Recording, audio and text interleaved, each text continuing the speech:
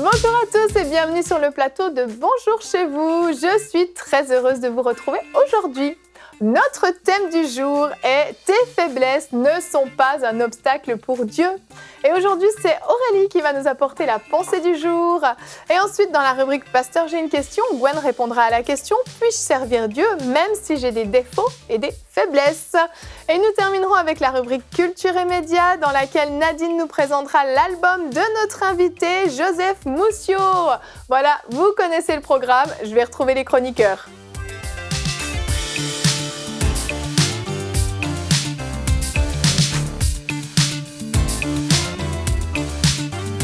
Bonjour à tous. Bonjour Evelyne. Vous allez bien? Ça va très très bien. Joseph Mousseau, bonjour. Bonjour Evelyne. C'est un plaisir de t'avoir avec nous. C'est un honneur pour moi d'être là. Honneur grandement partagé. Merci beaucoup. Joseph, pour ceux qui ne te connaissent pas, tu es conducteur de louanges à l'église ICC, à l'église mère d'ICC, j'ai envie de dire, à Boissy-Saint-Léger. Et personnellement, tu m'as conduit dans la louange plus d'une fois, alors que j'étais dans cette église quand j'étais à Paris. Wow. Et on a vécu des temps formidables, donc je suis super contente de t'avoir sur le plateau. Puis tu viens nous présenter ton album, donc c'est une très très bonne nouvelle. Avec Nadine, tout à l'heure, tu pourras nous en dire plus. En tout cas, bienvenue sur le plateau de Bonjour chez vous. Merci beaucoup. Et aujourd'hui, nous allons parler de servir Dieu malgré nos faiblesses. Et oui, nos faiblesses ne sont pas un obstacle pour Dieu. Et Aurélie, tu vas nous en dire plus dans la pensée du jour.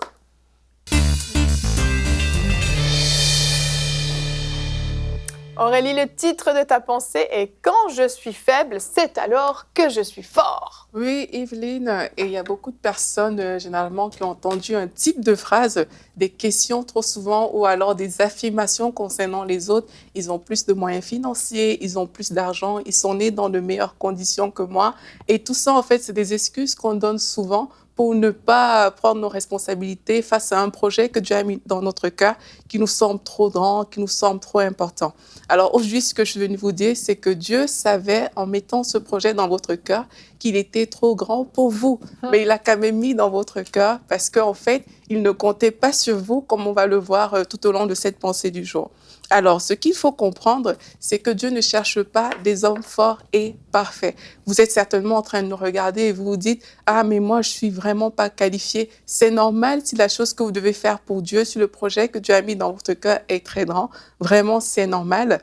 La Bible nous dit dans 1 Corinthiens 1 au verset 26, « Considérez, frères, que parmi vous qui avez été appelés, il n'y a ni beaucoup de sages selon la chair, ni beaucoup de puissants, ni beaucoup de nobles. » Donc, c'est une bonne nouvelle quand vous constatez que vous n'êtes pas peut-être très sage, pas très noble, pas très fort. C'est très bien. Mais Dieu a choisi les choses folles du monde pour confondre les sages. Amen. Dieu a choisi les choses faibles du monde pour confondre les fortes. Et Dieu a choisi les choses viles du monde et celles qu'on méprise, celles qui ne sont point, pour réduire à néant celles qui sont, afin que nulle chair ne se glorifie devant Dieu. Et il continue en disant que celui qui se glorifie dans le Seigneur. Amen. En fait, oui, c'est ça. Dieu cherche des personnes, non pas qui sont très fortes, mais des personnes qui ont un cœur pour le glorifier. Et il a choisi ces personnes qui peuvent être considérées comme faibles, qui peuvent être considérées comme impuissantes, mais vraiment pour révéler sa gloire. Et la Bible nous montre un exemple de ce type de personnes-là. Il y en a vraiment plusieurs, mais moi, pour cette pensée, j'en ai choisi deux.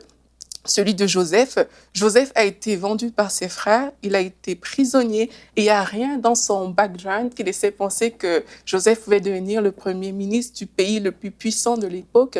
Mais la Bible nous dit que Joseph avait un cœur pour Dieu, il craignait le Seigneur et alors qu'il est passé par la prison, il n'a jamais remis en question la fidélité de Dieu. Il avait ce cœur pour glorifier le Seigneur et à la fin, mais il y a même Pharaon qui a pu dire « Mais trouverions-nous un homme comme celui-ci » ayant en lui l'Esprit de Dieu.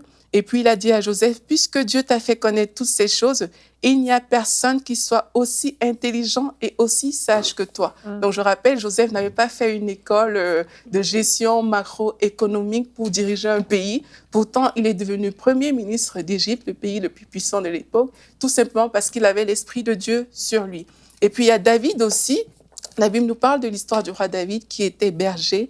Il n'avait pas les meilleures conditions de vie. Il n'était même pas qualifié aux yeux des hommes. Quand le prophète est venu chez son père, il n'était même pas parmi les personnes qui étaient qualifiées pour être roi. Et pourtant, Dieu a fait de lui le roi. Donc, ces exemples nous montrent en fait que Dieu ne cherche pas des conditions de vie. Dieu ne cherche pas votre force. Il ne cherche pas votre puissance. Mais vraiment, il cherche des personnes qui ont à cœur de glorifier son nom. Donc, si vous vous sentez incapable face à un projet que Dieu a mis dans votre cœur, mais que vous avez à cœur de glorifier le nom du Seigneur, vraiment, vous êtes qualifié pour que Dieu puisse se servir de vous. Alors, une autre chose qu'on doit comprendre aussi, c'est que lorsque nous sommes faibles, en fait, nous sommes faibles par nous-mêmes, mais nous sommes forts par la puissance de Dieu. Voilà pourquoi les meilleurs diplômes de la terre, les meilleures conditions de vie ne garantissent pas le succès. C'est vraiment la puissance de Jésus-Christ en nous qui garantit le succès. Et dans 2 Corinthiens 12 au verset 9, on peut lire « Ma grâce te suffit, car ma puissance s'accomplit dans la faiblesse.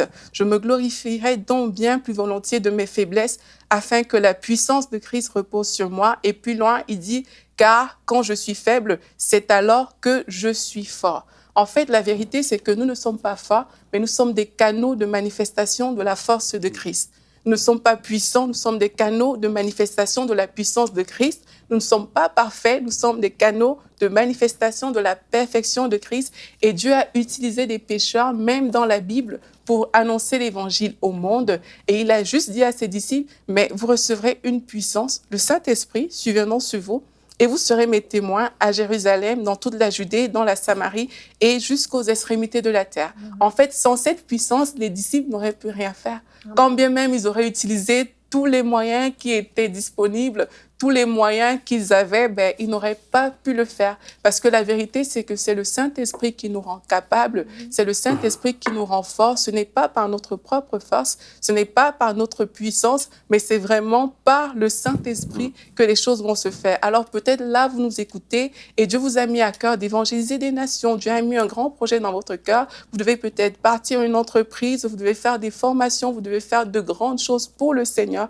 Alors sachez que c'est possible de le réaliser par le Saint-Esprit. Soupirez après le Saint-Esprit, cherchez sa présence, cherchez à être rempli du Saint-Esprit, peu importe vos faiblesses d'aujourd'hui, peu importe vos lacunes, tant que le Saint-Esprit est avec vous, mais c'est votre force, c'est votre avantage. Même si vous êtes le plus faible de la terre, sachez qu'avec le Saint-Esprit, vous êtes fort. Amen. Amen. Amen.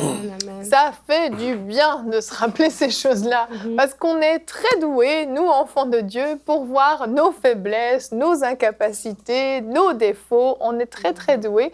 Et puis, on pense que c'est un obstacle souvent pour le Seigneur. On pense que ça nous disqualifie aux yeux de Dieu, alors que je méditais sur ça il y a quelques années et je réalisais en fait que tous ceux que Dieu a appelés étaient bourrés de faiblesses en fait. Oui. Et tous ont dit premièrement non. On peut prendre l'exemple de Gédéon, tu as parlé de Joseph, tu as parlé de David. On peut prendre l'exemple de Moïse. Il y en a plein. Et sans parler des disciples. Des disciples, qu'est-ce qu'ils avaient de plus que les autres? Absolument rien. Pierre, on sait qu'il avait un fort caractère, donc on peut dire son caractère était sa faiblesse, etc. Il y avait toutes sortes de situations et en fait, c'est toutes ces choses qui nous qualifient devant Dieu. Et c'est absolument extraordinaire de voir que, j'aime le verset que tu as lu, vraiment pour confondre en fait les choses sages de ce monde. Ah, c'est dur à dire. Dis-le plusieurs fois, chose sage. Vas-y. Chose sage, chose sage. Chauffage. Chauffage. Oui, c'est ça que je voulais dire au début. C'est juste extraordinaire de voir comment Dieu peut nous qualifier justement malgré nos faiblesses et puis décider en fait de se servir de ça pour sa gloire en fait. Oui, j'avais vu une petite vidéo de Stephen Furtick qui disait que si dans le temps de Jésus, il y aurait eu une agence de ressources humaines pour le dire, on fait un recrutement, on va te trouver le meilleur disciple. Qu'est-ce qu'ils auront dit? Ils auront dit, justement, non, Pierre a un problème de caractère, celui-ci, ils sont pas qualifiés, ils n'ont pas des études, mais je connais j'ai remarqué dans le groupe, il y en a un qui est vraiment très assidu, il respecte beaucoup, il tient beaucoup à la gestion financière, il est très bien, vraiment, Judas. Je recommande Judas, exactement. Et pour dire que justement, aux yeux des hommes, c'est pas le regard de Dieu n'est pas le regard des hommes, justement. Oui. Et même à nos propres yeux. Parce Ouais. que parfois, c'est nous qui nous disqualifions. Nous-mêmes. C'est nous-mêmes qui voyons nos faiblesses. Là où même à côté de nous, il y a des personnes qui veulent nous dire « Mais non, t'es bonne pour faire ça, vas-y, lance-toi. » Mais nous, c'est comme non, quand je me regarde, je sens que ça ne va pas le faire parce qu'on voit nous, en fait. Mais la vérité, c'est que ce n'est pas nous qu'on doit voir. On doit vraiment voir Dieu au travers de nous. Oui. Nous ne sommes que des instruments entre les mains de Dieu et on doit regarder à la puissance de Dieu parce que quand Dieu donne un projet, mais il amène aussi tout ce qu'il faut pour que le projet soit réalisé. Donc, si on ouvrait plus nos yeux sur le surnaturel, parce que tout ce qui est naturel est à notre portée, ça reste naturel, mais Dieu est un Dieu du surnaturel. Amen. Donc, si on ouvre nos yeux sur le surnaturel, au moins, là, on sait que quand c'est Dieu qui donne le projet, ça ne peut être que surnaturel. Amen. Moi, je me souviens justement de cet adage qui dit que Dieu ne cherche pas des personnes qualifiées. Il qualifie les personnes qu'il appelle. Amen. Donc, c'est pour dire que, et tu l'as dit tout à l'heure, on est souvent expert en ce qui concerne nos défauts, nos failles. Je me souviens à une formation à mon église, on demandait de trouver 30 qualités. Que chacun puisse 30. trouver 30 C'est qualités. beaucoup. Et à peu près, peut-être la moitié au niveau des défauts. Mais les défauts, Oui. je dirais, y aller très vite. Qualité, j'en ai 3. J'ai fouillé, j'en trouve pas plus. Ah, c'est énorme, 30 quand même. Voilà. C'est ça. On est très conscient de nos failles, de nos manquements. Et ce qui est important, comme on l'a dit dans la pensée du jour, c'est de savoir que nos faiblesses et nos manquements ne sont pas un obstacle pour Dieu. Si nous n'avions pas nos faiblesses, Dieu ne serait pas Dieu pour manifester sa puissance. Donc, et c'est pour ça que c'est le véritable point de départ, c'est de savoir que, oui, Seigneur, je sais que par moi-même, je ne peux pas. Parce qu'il y a ça, il y a ça, il y a ça. Si je voulais compter que sur moi-même, je n'y arriverais pas. Voilà pourquoi je viens m'abandonner à toi, parce que je sais que malgré mes faiblesses, toi, tu vas arriver à faire ce que tu veux faire de ma vie. Exactement, parce qu'en fait, Dieu ne partagera pas sa gloire avec nous. Donc, si on est capable par nous-mêmes d'accomplir les choses, ça nous disqualifie finalement. C'est complètement paradoxal, hein, mais Dieu veut se glorifier au travers de nous. Il veut qu'on soit un canal, comme tu l'as dit dans ta pensée. Et si nous-mêmes, on peut compter sur nos propres forces, notre propre intelligence, nos propres capacités, on n'a pas besoin de Dieu finalement. On n'est pas dépendant de Dieu, on est dépendant de nous-mêmes. Donc la gloire de Dieu ne peut pas se manifester. Donc Dieu va nous dire, vas-y, accomplis les choses, vas-y par toi-même, mais ce ne sera pas aussi grand, pas aussi puissant que si c'était moi qui le faisais. C'est ça, et puis il ne faut pas oublier que Dieu est le potier, en fait, et que nous, on est l'argile vraiment entre ses mains, et que c'est lui qui nous façonne. Donc si lui, il nous façonne d'une telle manière, et que nous, on attend des étapes on se dit, pas maintenant, parce que je ne suis pas encore prêt, je dois faire ci, je dois faire cette école biblique, je dois faire ça pour avancer, et finalement, on est en train de façonner nous-mêmes notre propre vase, et pourtant la Bible dit qu'on porte ce trésor dans des vases de terre. Donc c'est important que le vase de terre, il soit toujours entre les mains de Dieu. Si on commence à s'appuyer sur des accomplissements personnels, on s'est fixé des objectifs et on se dit, une fois que j'aurai fait ça et ça, je pourrais servir Dieu de telle et de telle manière, alors que Dieu nous appelle vraiment à marcher sur sa parole, sur quelque chose qu'il nous a dit de faire, sur une inspiration qu'il a mis dans notre cœur. Encore faut-il savoir l'entendre, mais Dieu parle à tout le monde. Oui. Dieu parle à tout le monde, et il dit que quand on lit le verset qu'il a des projets de paix et non de malheur, les gens passent juste à côté de ça en se disant c'est des projets de paix, je vais vivre dans la paix, etc. Non, il a des projets spécifiques pour chaque personne, et personne n'a été oublié. Personne n'a été, oui, mais lui c'était, tu sais, comme à l'école, il peut y avoir le deuxième, il peut y avoir le dernier, il peut y avoir celui qui est au fond de la classe, mais personne n'a été oublié dans les plans de Dieu. Ouais. Donc ça veut dire que chacun a un projet spécifique, glorieux, dans lequel il va en plus, il va avoir du succès. Cette personne va avoir du succès, parce que Dieu nous appelle à avoir du succès dans nos entreprises. Et donc c'est ça, c'est juste marcher sur cette parole, cette promesse que Dieu nous a faite, ce projet qu'il a mis, un projet divin dans notre cœur, et c'est suffisant pour saisir les choses. Quand Dieu va dire prends cette force que tu as, il va lui dire prends cette force que tu as, c'est parce qu'il sait que cette parole qu'il a donnée, cette inspiration qu'il a donnée, elle est suffisante pour pouvoir accomplir cette destinée glorieuse que Dieu nous a donnée. Et je pense souvent à Kirk Franklin, qui disait cette chose-là assez extraordinaire, c'est que lui, à un moment, il s'est retrouvé à être un des artistes chrétiens les plus connus, les plus vendus, si je puis dire. Mais en fait, c'est quelqu'un qui ne sait pas chanter. Et lui-même disait, c'est incroyable de voir comment Dieu a pu faire ces choses-là dans ma vie, alors qu'il chante, il chante. Et c'est un adorateur, mais il chante pas très bien.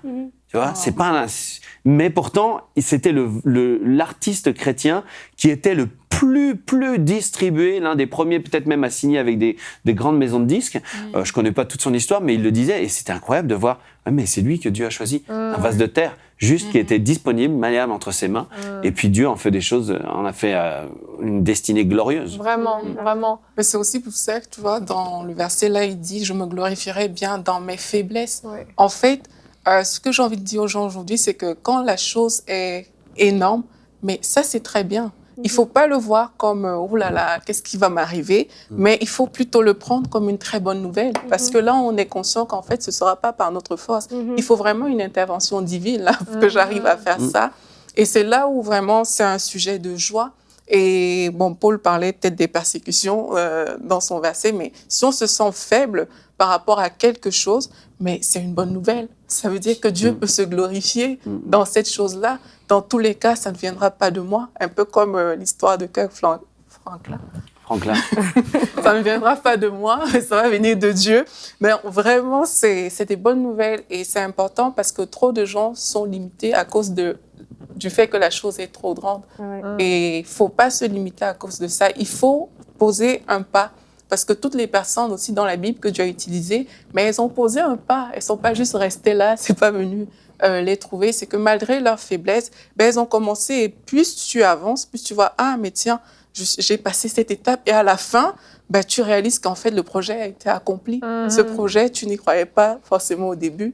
Mais là, il a été réalisé. Donc, quand c'est énorme, c'est une très bonne nouvelle. C'est vrai. Le titre de l'émission, c'est « Tes faiblesses ne sont pas un obstacle pour Dieu ». Et je crois que ce qui est un obstacle pour Dieu, c'est notre manque d'obéissance qui va être un obstacle pour Dieu, notre non-disponibilité.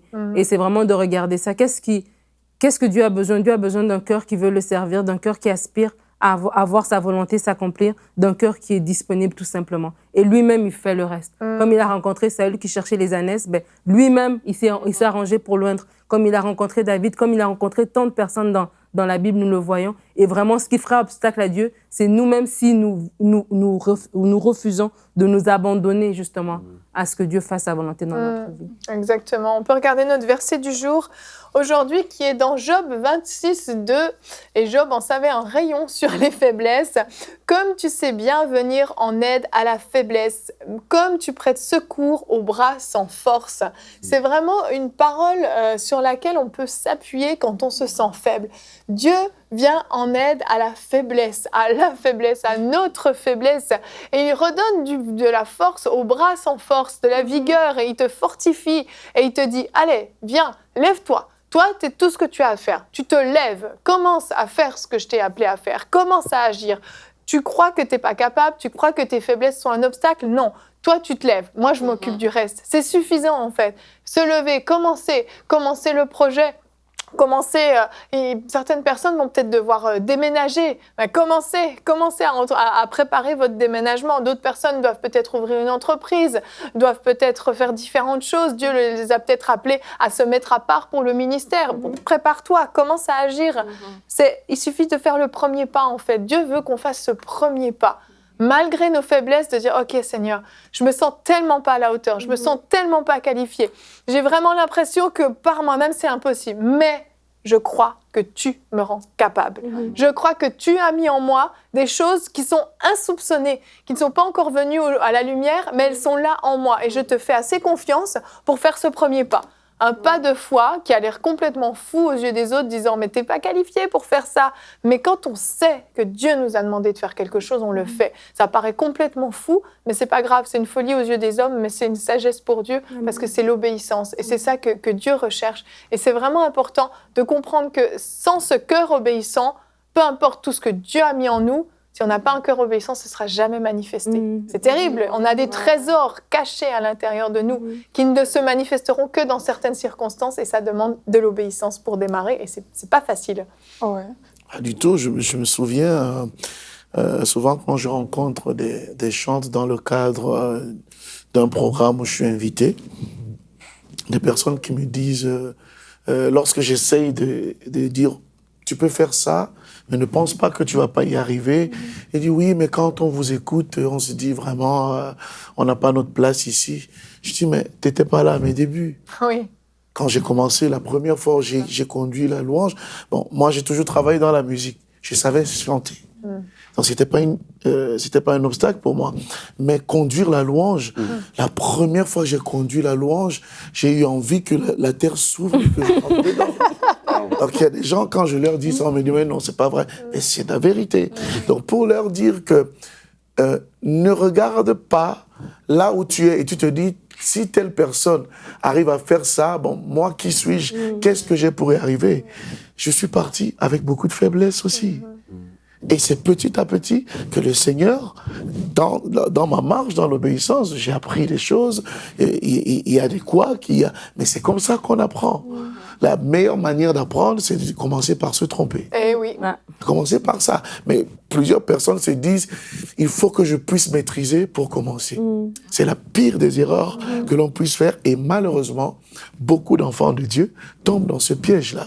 Dieu, comme je l'ai dit, Dieu nous appelle. Pourquoi? Parce qu'il veut prouver sa puissance. Il veut prouver sa grandeur. Donc, si nous venons avec toutes nos capacités, nous disons, OK, maintenant je suis prêt, Dieu peut m'utiliser, eh bien, nous sommes à côté de la plaque. Les faiblesses, les manquements, les failles de caractère sont le meilleur instrument pour que Dieu fasse de nous le meilleur candidat pour révéler sa gloire. Parce que sinon, il va tomber sur un instrument orgueilleux et il va pas manifester sa gloire comme il veut.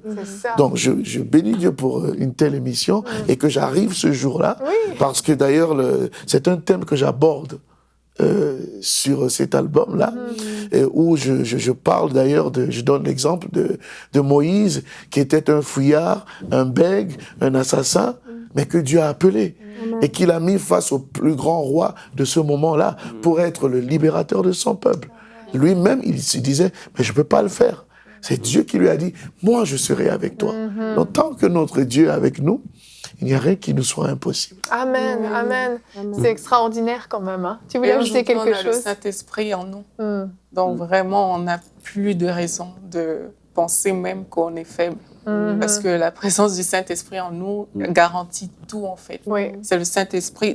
Jésus a demandé aux disciples d'attendre le Saint-Esprit. Quand il est venu, ils ont pu opérer vraiment de grandes choses. Donc, on n'a plus de raison de se sentir faible. Quand on se sent faible, c'est parce qu'on regarde à notre être charnel. Mais si on regarde juste à la présence de Dieu, à l'Esprit de Dieu, on n'a plus aucune raison de se sentir faible. Amen. Et Gwen, tu vas répondre maintenant à une question. On y a un petit peu répondu déjà au fur et à mesure de ces discussions, mais tu vas pouvoir creuser un peu. Une question qu'on a reçue dans la rubrique Pasteur, j'ai une question. Puis-je servir Dieu même si j'ai des défauts et des faiblesses? C'est Joseph qui a posé cette question. Joseph, c'est toi? Je suis en France. C'est toi, c'est la Belgique, effectivement. Il a juste changé le pays pour qu'on ne sache pas. Tu es mis à jour. Gwen, alors, est-ce qu'on peut? Alors, je vais faire une synthèse de tout ce qu'on a dit. Oui. Voilà, merci. Allô, la régie? Changez-moi de chroniqueur. Et d'ici la semaine prochaine, bonjour chez vous. Non, oui, absolument. On vient d'en parler, on vient d'en discuter, mais c'est sûr qu'on peut servir Dieu avec ses faiblesses. Et moi, j'aime ce que Pasteur Joël dit souvent, c'est que la perfection, c'est seulement au ciel. Oui. C'est vrai. Et si on attend d'être parfait pour servir Dieu, on ne servira jamais Dieu. Parce que la perfection, c'est seulement au ciel. Et il y a une des choses dont je voulais parler, c'est que des fois, les gens posent cette question, se demandent, je dis pas, je vous accuse pas, Monsieur Joseph, hein, je dis juste que des gens parlent de leurs défauts, de leurs faiblesses, mais souvent, les défauts et les faiblesses, c'est le péché. Et ça, c'est une autre dimension. Et je crois que la Bible nous exhorte à vraiment marcher dans la consécration, une consécration totale, une sanctification. Et c'est important qu'aujourd'hui, on fasse face Face, ça fait deux fois des choses difficiles à dire dans cette émission, décidément. Face, c'est pas très difficile. Ah, c'est pas difficile? Pour toi, moi c'est une faiblesse. Non, mais c'est ça qu'on y fasse face justement au péché. Et puis on peut lire dans 1 Timothée au chapitre 3 verset 8, les diacres aussi doivent être honnêtes, éloignés de duplicité, des excès du vin, d'un gain sordide, conservant le mystère de la foi. Bien sûr, on parle des personnes qui veulent servir Dieu, de la foi dans une conscience pure, qu'on les éprouve d'abord, qu'ils exercent ensuite leur ministère. S'ils sont sans reproche, les femmes de même doivent être honnêtes, non médisantes, sobres, fidèles et en toutes choses. Les diacres doivent être mariés d'une seule femme, etc. On voit plein d'exhortations dans la parole de Dieu concernant le service de Dieu et ce qu'on devrait trouver chez un serviteur de Dieu. Et c'est important que on soit honnête et authentique par rapport à notre vie de serviteur. C'est important qu'on enlève le péché de notre vie, que ce soit quelque chose qu'on combatte, qu'on l'éloigne de nous, de notre vie, quand on veut servir le Seigneur. Et puis d'ailleurs, quand on est chrétien, qu'on ne trouve pas dans notre vie ce genre de choses. Donc aujourd'hui, servir Dieu, c'est ce que des fois les gens pensent que leur défaut, leur faiblesse, c'est voilà, moi je suis addict à la pornographie, est-ce que je peux servir Dieu avec ça? Non. Je veux dire, débarrasse-toi de ce péché. Et puis, ne fais pas comme s'il n'existait pas. Tu vis, tu es dans l'église, tu es dans le ministère de louange, et puis tu vis dans l'adultère, ces choses-là. Il vaut mieux que tu laisses ton service de côté, et puis que tu te charges de ce péché-là, que tu t'en débarrasses. Dieu t'aime, Dieu t'accueille, Dieu veut que tu serves, mais il veut aussi que tu sois libre de toutes ces choses-là. Donc, que ce soit pas un prétexte et qu'on fasse bien la différence entre ce que c'est qu'une faiblesse et ce que c'est qu'un péché. Et l'autre chose que je voulais dire, c'est que la Bible nous exhorte à marcher de gloire en gloire. Donc, aujourd'hui, un état de faiblesse, on en a parlé déjà, un état de faiblesse, nos faiblesses d'aujourd'hui, c'est pas forcément nos faiblesses de demain. Si la Bible dit qu'on marche de gloire en gloire, ça veut dire qu'il y a une progression. Et même, Paul va dire à Timothée que tes progrès soient évidents de tous. Donc aujourd'hui, on est à un certain stade, on sent qu'il nous manque telle et telle chose, mais Dieu veut nous amener dans plus de consécration, veut nous amener dans des choses où on est plus stable, où on est plus solide. Et tout à l'heure, tu parlais du Saint-Esprit qui est notre assurance, et c'est vrai que comme on voit dans cette phrase qu'on a ici, que nos faiblesses, si aujourd'hui on fonctionne selon nos forces, nos propres forces, ça s'appelle pas de l'assurance, ça s'appelle de l'arrogance. Lorsqu'on fonctionne sur nos propres compétences, sur notre propre capacité à faire, ça s'appelle de l'arrogance, alors que Dieu choisit des choses faibles. Mais on voit dans la parole que les disciples remplis d'assurance, et ça c'est une action du Saint-Esprit. Ce qui nous donne de l'assurance dans notre service, qu'on soit un ministre de louange, qu'on soit un pasteur, qu'on soit un diacre, qu'on serve d'une telle manière avec les enfants, ce qui va nous donner de l'assurance, c'est vraiment le Saint-Esprit. Si on s'appuie sur nos compétences, oui, mais moi j'ai déjà étudié en tant que auprès des enfants, j'ai été enseignant dans les petites écoles, etc. Donc je sais faire l'école du dimanche, absolument pas. Ça c'est de l'arrogance, c'est pas les compétences selon Dieu. Les compétences selon Dieu, c'est vraiment un cœur soumis et qui se laisse remplir de la présence de Dieu. Donc oui, on peut servir, si je peux répondre. C'est ça. Merci, c'est très bien cette distinction entre faiblesse et péché. Merci Gwen, c'était important de le souligner, à ne pas confondre ces deux choses complètement différentes. Il y en a une qui peut nous qualifier, mais il y en a une qui peut nous disqualifier. Donc c'est vraiment important. N'hésitez pas à nous envoyer vos questions à l'adresse pasteur@enseigne-moi.com. Nous continuons maintenant avec la rubrique Culture et médias.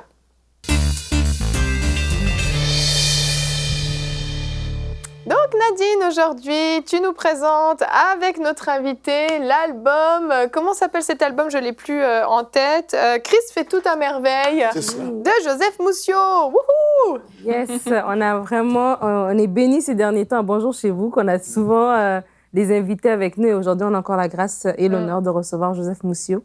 Si vous le connaissez, il a chanté la chanson Dieu est capable en français, donc probablement vous connaissez sa voix par ce chant qui a vraiment boosté beaucoup de gens. Et donc, il est une personne très, très accomplie. Je vais lui laisser l'honneur de se présenter à la francophonie. Mais voilà, moi, c'est Joseph Mousseau. Jusqu'ici, on le sait. Dieu m'a béni d'une famille. Je suis marié à Snella. Nous avons 2 merveilleux garçons. Et lorsque le Seigneur m'a appelé au ministère, aimant beaucoup chanter, Ça n'a pas été très compliqué, mais en fait, j'ai juste constaté que quand Dieu t'appelle quelque part, il te montre la destination, pas le chemin. Donc quand j'ai commencé à chevaucher les chemins du ministère, les débuts, et je me suis dit, waouh, est-ce que j'y arriverai? Mais tant que tu es au contrôle, Seigneur, j'y arriverai. Alors, pour être plus concis, voilà, Dieu m'a fait grâce déjà de savoir chanter. J'ai jamais pris de cours de chant. Je suis passé à un moment donné par des cours de perfectionnement parce que j'avais quelques problèmes au niveau de la voix. Donc, il fallait réapprendre à positionner les choses, à équilibrer les choses. Mais chanter, j'ai toujours chanté depuis mon bas âge. Et c'est comme ça que j'ai vécu qu'à travers le chant. Donc, quand le Seigneur m'a appelé, j'ai dû prendre cette décision parce qu'un jour, il m'a dit, tu peux pas continuer de mélanger le sacré et le profane. Et il m'a donné l'image de l'Arche quand elle était chez Dagon et tout. Donc, je me dis, waouh. Si c'est ce que je risque, alors tout de suite, ma décision, elle est prise. C'est à ce moment-là que tu t'es mis à voilà, temps plein. j'ai arrêté de chanter dans le monde. Je me suis mis à temps plein. Et voilà, j'ai toujours chanté. Tout le monde qui m'a connu depuis mon bas âge, c'est que voilà, le chant et moi, on est un. Jusqu'à ce que Sonela et moi, on devienne un. Et donc, du coup, vous conduisez la louange à ICC. C'est cela. Et vous enseignez, vous formez aussi. Oui, dans le cadre en ce qui concerne les formations, pour les groupes de louanges, il y a certaines églises qui ont demandé de venir leur donner cette main d'association. Je suis prédicateur, je chante, je suis conducteur de louanges. Et voilà, c'est un peu... C'est pas mal déjà. C'est pas mal. C'est pas mal. Et donc, il a un site internet qui s'appelle josephmoussio.fr. Et comme Yveline l'a dit, vous avez un album qui est sorti qui s'appelle Christ, fais-toi à merveille. On va écouter juste un petit extrait tout de suite. L'on m'a souvent dit que rien de beau ne sortira de ma vie.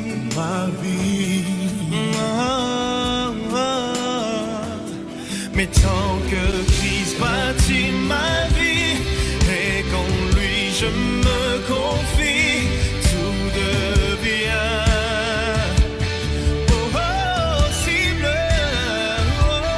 Tant que Christ bâtit ma vie et qu'en lui je me confie, tout devient possible.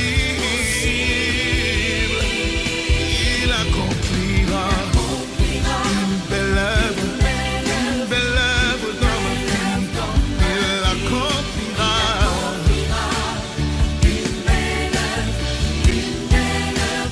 Christ accomplira une belle œuvre dans ma vie. Christ accomplira une belle œuvre dans ma vie.